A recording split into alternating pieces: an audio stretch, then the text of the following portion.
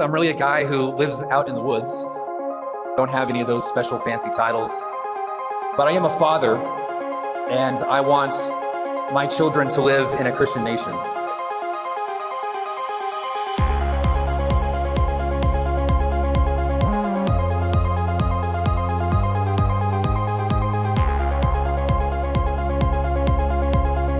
And I want my children to live in a Christian nation.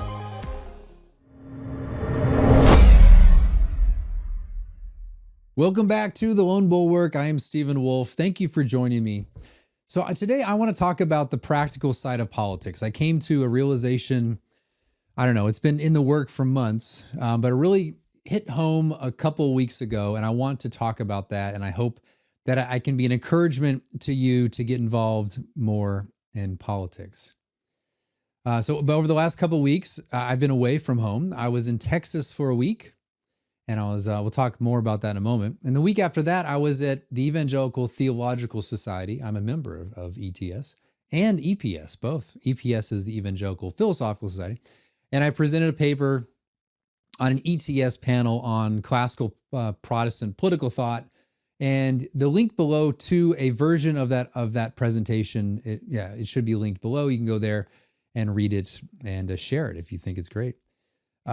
But that's what I did. I saw a lot of people, saw some friends. I thought the panel that we had was very successful, and it was enjoyable to, walk around and see people, and then people see me, and some people come up to me and all that. And it was great to talk to people, meet new people, and see old friends. But the week before that, as I said, I was in Texas.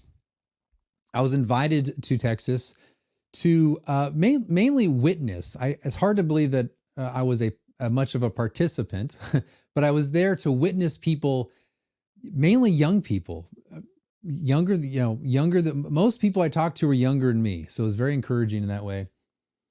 And I was able to witness the way these people do politics. They are activists. They are actively seeking good candidates. They are organizing men that they would be for everything from door knockers to strategists to planners to people in the GOP and other places.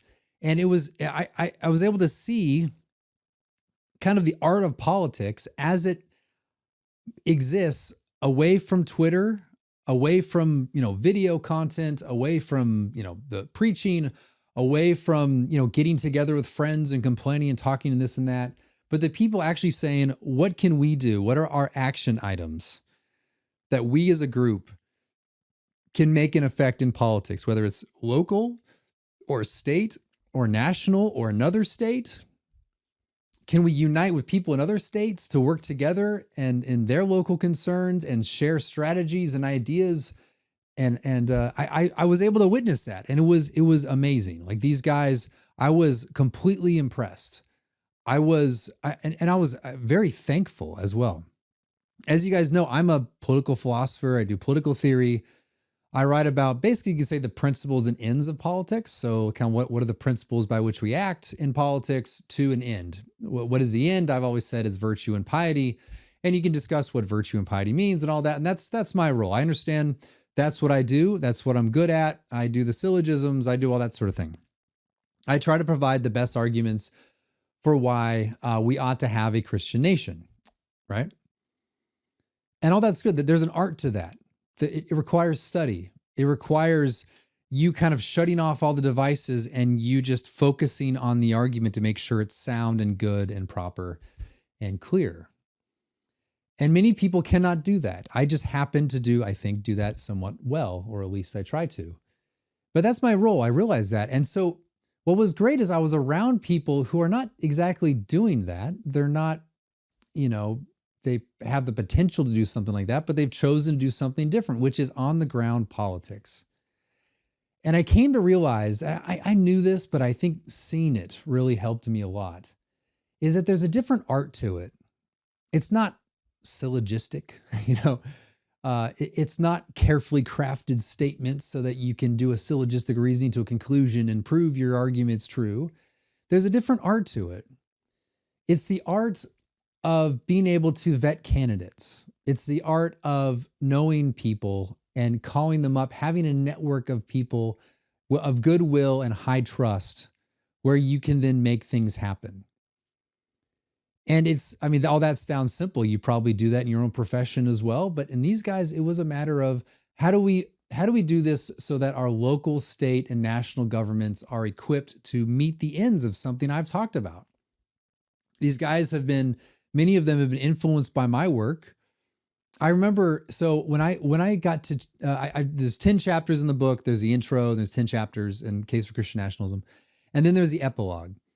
I knew, and some of you probably have heard me say this before, I knew that once I got to the end, people are going to be like, okay, I've gone through 400 something pages of theory. Okay, what do I do now? I agree with you, Wolf. You're great. This is great. I want a Christian nation, Christian nationalism all the way. But what do I do now? And I have to admit that I didn't know. This was mid 2022. I didn't know what to do. And so I just started writing various things and I collected them together, and you can read the epilogue now. And that's the collection. A lot of it is very psychological stuff. It's stuff that I thought of before. It wasn't exactly theory, but it was kind of like getting our minds right so that we could do the politics. But I didn't know the practical side of it. What I did say in the very beginning, though, I said, look, there are different people that do different things. They're the people who are the philosophers. They're the people who are the strategists. They're the people who are the foot soldiers.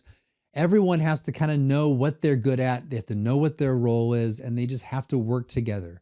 We can't expect all the foot soldiers to think everyone should be a foot soldier, or all the philosophers that everyone's a philosopher, or whatever it is. We can't expect everyone to do everything. You have to have different people doing different things according to their natural life.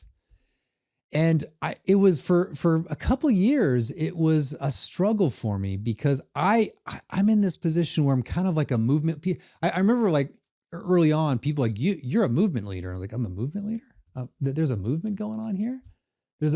I'm thinking, okay, I'm this philosopher and I'm a movement leader. How do you navigate through all this? And it was a struggle for me. And I made mistakes along the way. I criticized people I shouldn't criticize. I didn't criticize people I should have. You make mistakes along the way, trying to put on these different hats. And it was actually, in a way, there was a burden that kind of lifted from my back when I witnessed these guys do what they do. It's not that I'm not going to help. It's not that I don't want to seek to learn. It's not that I don't want to do the activism side. I do want to do that, and I am. But the burden was lifted when I realized these guys are always going to be better at it than me. And it was like, I don't have to worry as much about that. Like, this has grown such that guys who are the strategists on the ground doing the politics, who know the names and have connections here and there and all over the place, they can do that. I can support, I can participate, but you guys have the lead.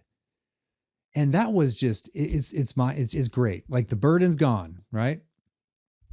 I can do what I do. I can be an encouragement. I know my role. I have the role. These guys have their role. And it was amazing. And if you guys are watching it, this is not for clicks or likes. It was incredible. So, but it made me realize again that I have this art that I do and they have their art, and yet we're unified. We're one, we're together. In this group are Presbyterians, there's Baptists, there's a few Roman Catholics, and they're pushing forward for a Christian nation. They realize that there's not a whole, there is a time and a place for a lot of thinking and cigar smoking and complaining. Oh, I wish it was this way. I wish it was that way. Why couldn't it be this way? Complain about this guy not saying the right thing. There's a place for that. I do that all day long. But we also need a place for the guys who are not actively online. That is, they're not tweeters. They're not posters. They're on there to know what's going on, but they're not there to say, Christian nation, yeah. They're not on there to do that. They're on there to be on the ground and actually do it in the real world. What they've come to realize, and I think they are right, is we devote a tremendous amount of energy online thinking that we're making a huge impact. Now, I do think online, we need to engage online. I do think there has to be our coordinated efforts, reposting stuff, saying stuff, challenging various arguments, doing the funny memes, the humor, that's part of it. I'm not saying we shouldn't do that. If you're a great poster and you have 20,000 followers or more, great. Continue what you're doing, of course, with prudence and wisdom and virtue and all that. But most people, and I say this, I'm not saying this as like a boomer, like get offline and touch grass. You guys know me well enough that I'm not that kind of person. But for most people, you can be more effective if you just show up to meetings and organize and think about, what can I do here? What can I do locally? Who do I know at the state level? Where can I get involved? Where can I include myself and participate in things that are already happening, from GOP meetings to Young Republicans, TPUSA, whatever it is? How can I get involved? And my energy is not ratioing a guy. It's not crafting that great tweet that gets 10 likes from the same people every time. It's, what can I do here and now with the connections that I have? How can I develop my personality, my person in public, dressing nice, approaching people well, networking with people, meeting with people that say, I'm not going to complain about what this guy said, or we're to smoke cigars over theory. We're going to organize. What are we going to do now? Who do we know? How can we make an impact? Now, the easy choice is literally to get online and tweet. That's easy. It's easy to like. It's easy to, let's go ratio. That's easy stuff. Imagine if you put your thought, your concerted efforts towards a group of guys locally who can then do the politics. You already know the theory. You already know what the end state is. You already know what you need to say and what other people should say as well. But honestly, what you don't know, and it's something I didn't know and I'm still learning, is how to actually do this stuff on the ground. How do you pressure local politicians for a position for a certain piece of legislation? How do you vet your own candidates? How do you organize yourself so that you have a big group of very activist guys who want to do something, and with that group, you can assert pressure and say, I have these guys. I have these guys, local politician. If you get on board with what we're saying, with boom, boom, boom, boom, you're our guy. That is a different art than composing a syllogism. That's a very different art than thinking through the complexities of political philosophy. If I asked the average guy that I met, what is Christian nationalism? Can you define what is Wolf's view of Christian nationalism? I think many of them could give a very good answer. But in the end, but all the answers would be different because the way we phrase things and think about things and all that, in the end, it's basically all the same. We don't need to keep debating what the definition is. What we need to do is actually get on the ground and do it. And so that's what I learned. I'm not going to stop doing what I do. If you are good at the sort of things I do, if you're a minister and that's your world, or if you're a theologian or you're theologically minded and you want to do the battles online or elsewhere, write the books, write the articles, continue doing that stuff. But my guess is that most people who are watching this you are not that guy. Your service is doing the reposting, whatever. We in evangelicalism, I think, have a problem with this. We think that if we are doing the sermon and we're Christian Nation on the sermon, or we're tweeting about it online, or we're just arguing about it online or wherever we are, then that's doing something. But typically it's not. We tend to think that if we just say it and talk about it, it's going to happen.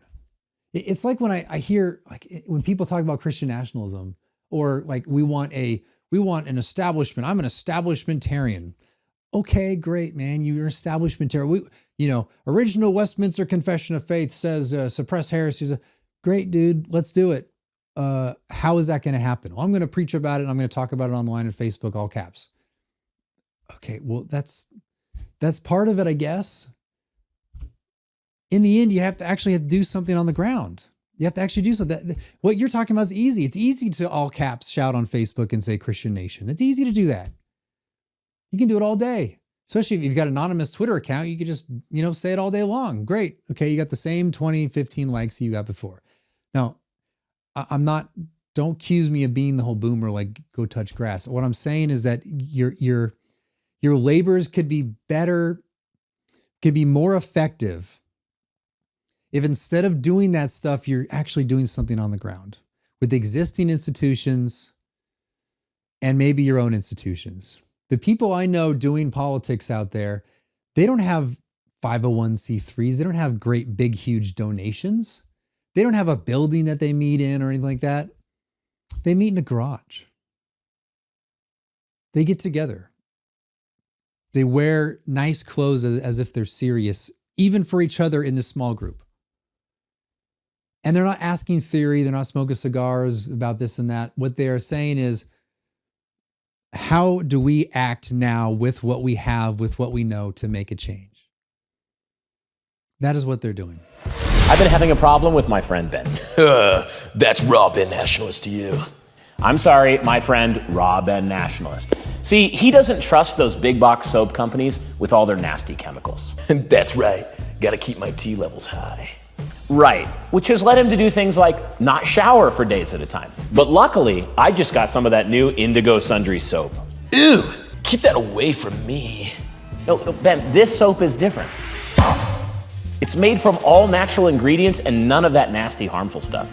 And so now my friend Raw Ben Nationalist here. That's Mr. Sir Reginald Ben Esquire III. Thank you very much. So now Mr. whatever his name is can shower in confidence. And so can you if you head to indigosundrysoap.com and pick yours up today. And hey, if you subscribe to any of their bundles or soaps, you get an automatic 10% off all your orders. Delightful. Okay. This is Dave. Dave is dead. When he wasn't, he was a successful businessman with a rather large estate. This is Ben. As Dave's son, Ben has just inherited a logistical nightmare. Dave wasn't exactly organized with his estate. Sorting through folders, receipts, and records, a hunting lodge in Montana, a 401k, lots of investments, several bank accounts, and of course, taxes. Ben was overwhelmed. Enter Joe Garcia, Backwards Planning Financial. When Ben called Joe and explained everything, Joe replied, No problem. That's easy. and somehow it was. With Joe's guidance, Ben was able to put a robust financial plan in place which helped mitigate risk and bring order to the chaos, while building wealth, organizing his estate, easing the tax burdens, and cutting unnecessary costs. He helped Ben do something Dave never did: plan ahead. Starting at the end and working backwards, Ben now has a plan for his own family. Now his kids won't go through what he did when he eventually... Backwards Planning Financial. Start planning for your death before you're gone. Now, if you have a cigar group like I do and you get together, that's great. We need that. We need times where we can just sit back and do what we do with a bunch of guys. I got it. But if that's all you're doing, you're not making a change. I have in Raleigh, near where I live, there are Hindu temples to warrior gods, to like idols to warrior gods going up in the middle of rural North Carolina. Do you think you getting together and smoking a cigar, complaining about it's going to do anything? It's not. Do you think going in front of like the city council and like saying something to the city council, has that proven ever to be effective? That's not how things work in politics, ordinarily. Now, again, there's a place for that, but again, you having your guy going in front of the city council and giving their 2-minute spiel to a bunch of leftists about how you don't like Hindu temples, not going to work, most likely. And then you sharing it, making a big deal. Look at this, he said, yeah, and you're proclaiming how bad this is. No one cares. Another thing too is we're going to ratio this guy. They don't care.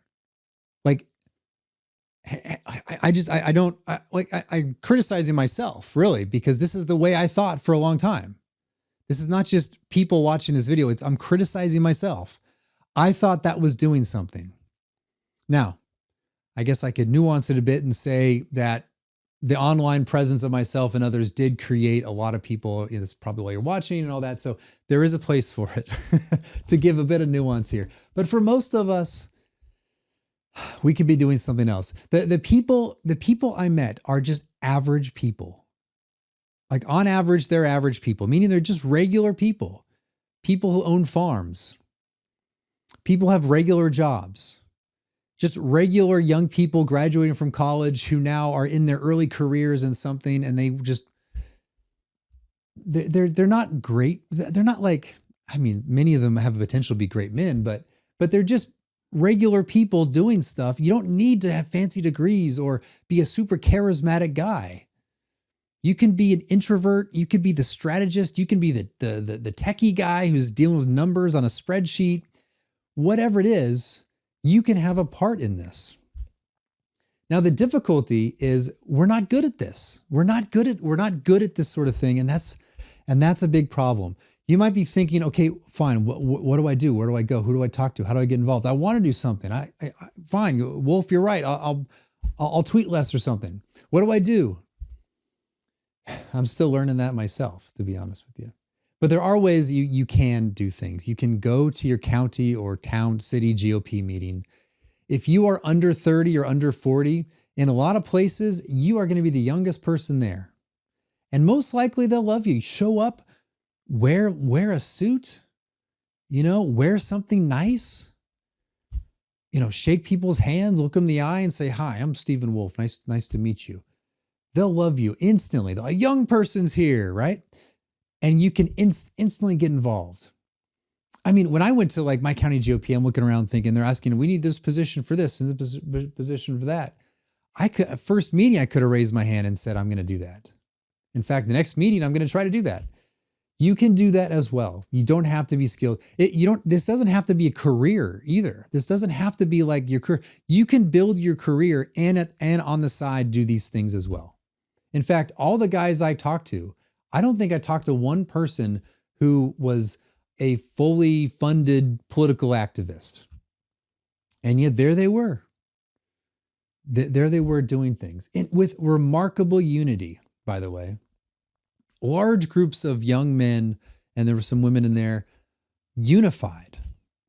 It was incredible. It was amazing. You can do this as well, but we evangelicals just are not good at this. We're not good at this. I know that some pastors and some people are going to be upset when I say something like this, but preaching the sermon and you attending and you hearing the political preaching and you thinking that something happened because they denounced this or that from the pulpit or called for this and that in the pulpit, if that alone satisfies you, oh, we did our political work today. You really got them there, preacher. Yeah. Let that stuff inspire you to do something, to act. And not just act to go in front of a city council and say something, but to get together with a bunch of guys and say, who do we know? What local races are happening now? Are there special elections? Here's a special election, and here's a county we might be able to win. What can we do? Can we get some kind of ground game together? Who do you know? Can we get people together to knock on doors? Can we develop strategies by which you can win? You don't have to know anything. You don't have to know like local city politics as well. You should, of course, learn some of these things. But the people I met, it was a young guy. They got elected, and made a huge impact on his city. And I can't speak to all the details, but you guys, you can do that. You guys can do that. Let people like myself talk about the philosophy, do the tweeting, confront the bad arguments, and you can participate in that in a certain extent. But think of your effort, you as just a regular guy who wants your children to live in a Christian nation. you can't wait to let them do it. You can't wait to let them be the ones who act. Because if I wait, my county and the counties surrounding me will have Hindu idols to their warrior gods within sight. You will hear Muslim prayers, and they are here for keeps. They're not here to coexist in the long run. And even if they were, it'd still be bad. It requires us to actually do something. And you need to learn. Like this is a different world. It's a world of who you know. It's a world of networking. It's a world of party machinery that you need to learn. You need to get into it, and you need to act for the good. Okay. So this is kind of a short video, I suppose. I'm trying to remember if there was something else I was going to speak on, but I can't think of anything right now. So let me do a Zen. Maybe that'll remind me. So yeah, just be that, do that, be that sort of person. Show up to the GOP meeting. Tell yourself right now, I'm going to go to that GOP meeting next time. I'm going to see what it's like. I'm going to meet people, talk to people. I'm going to introduce myself. Yeah. And go in there. If they don't know who you are, be that guy who's just a regular GOP guy who's interested in getting involved, figure out what they care about, invite your friends, network, and in the end, you can do a lot of good. So I just encourage you, please do that. I am doing that. In North Carolina, we are beginning to organize. We had the event a couple weeks ago or 3 weeks ago or so, the Carolina Men's Forum. We had 100 people show up. William Wolf and I spoke. We're going to continue doing things like that, and we're going to try to build a base of men who are on our side, who want to see our nation for Christ. And to do that, we have to think of how can we strategize at a level of politics, at the democratic level. This is another thing, another thing about theory. When we read a lot of the books from the old reformers, they're talking about princes and powerful civil magistrates and kings, and they're saying you have the power because they had a lot, at least formally, they had a lot of power to do this or that. So you go to the king and say, King, convert to Christ, or King, adopt the Protestant faith, because he had all the power. There was no democratic process. But we exist in a democratic age, which means you have to participate in democratic politics. It's not enough just to preach to kings. You actually have to become the statesman. You have to influence the statesman, and you have to influence them for good laws, for virtue, and for piety. All right. So that is all I want to speak about today. Please get involved, act for the good, tweet less perhaps, or at least think more about how you can make the change through your own actions, through your own friend groups, and through the people that you know in the political world. All right. Well, so short video today. Thank you for listening, and I'll see you guys next time.